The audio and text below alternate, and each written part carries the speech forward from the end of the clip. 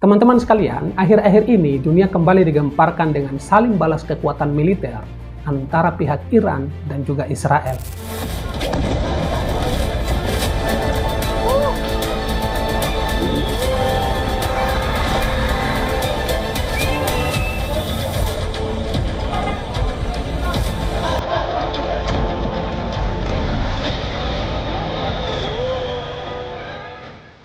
Konflik ini sekaligus menandai masuknya daftar panjang dan babak baru dalam polemik di kawasan Timur Tengah tersebut.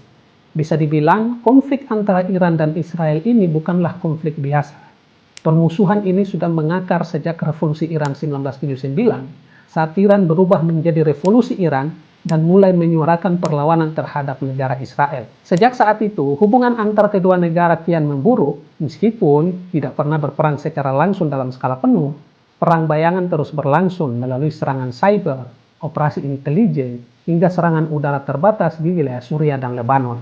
Namun kini teman-teman sekalian, klimaks itu memuncak dengan ditandai serangan yang diawali oleh Israel di ibu kota Iran, yakni Teheran, dengan target sejumlah situs nuklir yang tengah menjadi pengembangan ilmuwan. Tidak hanya itu, imbas serangan mengejutkan Israel itu, sejumlah ilmuwan dan pimpinan politik militer dikonfirmasi meninggal dunia.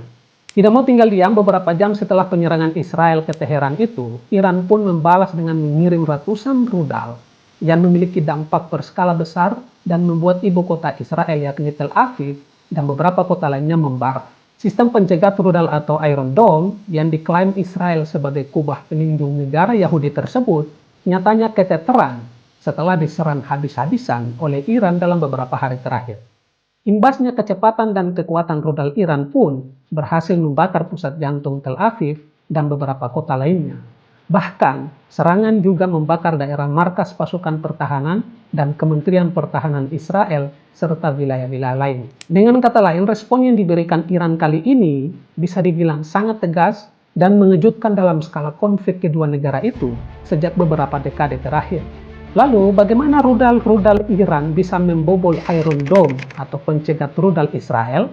Israel memiliki sistem pertahanan yang terkenal dan disebut-sebut paling efektif di dunia dengan tingkat pencegahan sekitar 90%. Kubah ini dirancang untuk mencegat roket dan artileri jarak pendek dengan jangkauan 70 km. Teman-teman sekalian, Iron Dome bekerja dengan cara mendeteksi rudal atau roket yang diluncurkan musuh.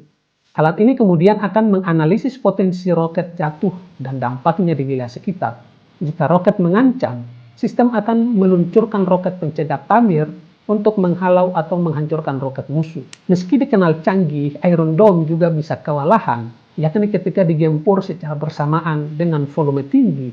Analis senior dari Australia Strategic Policy Institute, Malcolm Davis, mengatakan jumlah rudal pencegat Iron Dome sangat terbatas. Sehingga jika diserbu secara bersamaan, ada potensi sistem ini keteteran atau bisa dijebol. Dan kini Israel kena batunya. Pakar dari lembaga think tank Amerika Serikat yang fokus soal kebijakan luar negeri, Trita Parsi, menilai Israel kena batunya dikarenakan meremehkan kekuatan militer Iran. Iran terus menyerang balik Israel bahkan setelah pasukan Zionis itu menggempur fasilitas nuklir, senjata, hingga menewaskan pejabat top militer negara Timur Tengah ini. Parsi menilai pemerintah Benjamin Netanyahu sangat pede bahwa pasukan mereka sudah mengganggu komando dan kendali Iran.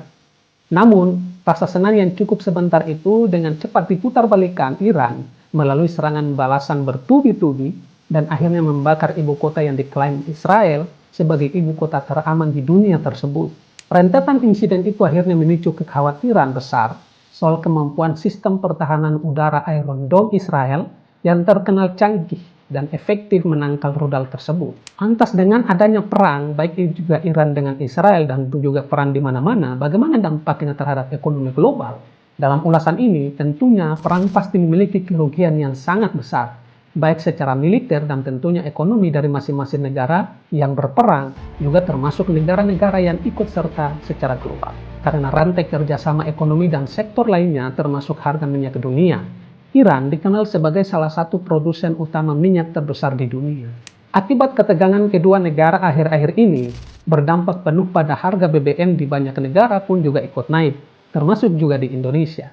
Begitu juga dengan harga pasar saham dan keuangan, di mana investor global semakin cemas bursa saham di Asia, Eropa, dan Amerika Serikat mengalami penurunan yang tajam. Mata uang negara berkembang pun ikut tertekan, dan nilai tukar dolar Amerika Serikat menguat sebagai safe haven. Komoditas-komoditas seperti halnya gas alam, baja, dan produk manufaktur lainnya akan menjadi terganggu akibat perang. Negara-negara pengimpor minyak terpaksa menyesuaikan anggaran belanja. Investor akan mengalihkan dana ke sektor yang lebih aman, seperti emas dan obligasi negara maju, dan sektor penerbangan dan pariwisata internasional juga mengalami masalah dan penurunan yang sangat tajam imbas perang. Perdamaian bukan hanya urusan politik, tapi kebutuhan ekonomi dan kemanusiaan. Dunia internasional kini mendorong agar konflik diselesaikan secara diplomatik, dikarenakan jika tidak, bukan hanya Timur Tengah yang akan terbakar, teman-teman sekalian, namun dunia pun ikut terbakar secara ekonomi. Perang Israel dan Iran bukan sekedar konflik kedua negara, ini adalah pertempuran pengaruh ideologi dan kekuasaan dengan dampak nyata bagi kehidupan masyarakat global. Dunia butuh solusi bukan senjata, sebab yang paling menderita dari setiap konflik adalah rakyat biasa, bukan penguasa. Terima kasih, sampai jumpa di konten selanjutnya.